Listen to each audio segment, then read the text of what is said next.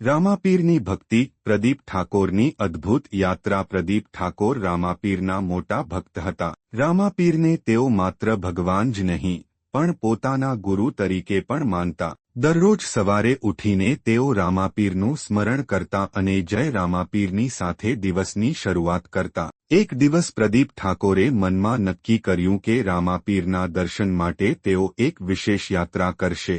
યાત્રા એવડી ખાસ હતી કે તેઓ બીજના દિવસે જ દર્શન માટે જવા માટે તૈયાર થયા. બધાને આશ્ચર્ય થયું કે માત્ર એક દિવસના અંતરે તેઓ ફરી રામાપીરના મંદિરે શા માટે જઈ રહ્યા હતા.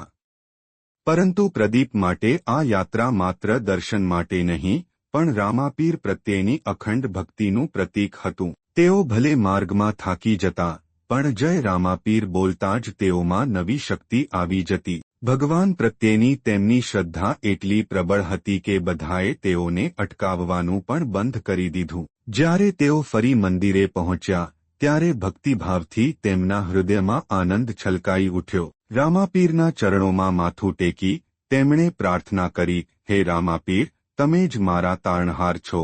તમારું આશીર્વાદ હંમેશા મારે પર રહે. તે દિવસે મંદિરમાં હાજર બધા ભક્તોએ પ્રદીપ ઠાકોરની આ અસીમ ભક્તિ જોઈ અને એ સાબિત થઈ ગયું કે જ્યારે હૃદયમાં સાચી શ્રદ્ધા હોય ત્યારે કોઈ પણ અડચણ તમારું રોકી શકતી નથી. અને તે દિવસથી પ્રદીપ ઠાકોર માટે દરરોજ રામાપીરના દર્શન કરવું એક નિયમ બની ગયું, કારણ કે જેના ગુરુ રામાપીર હોય એને જીવનમાં કદી કોઈ કમી ન રહે.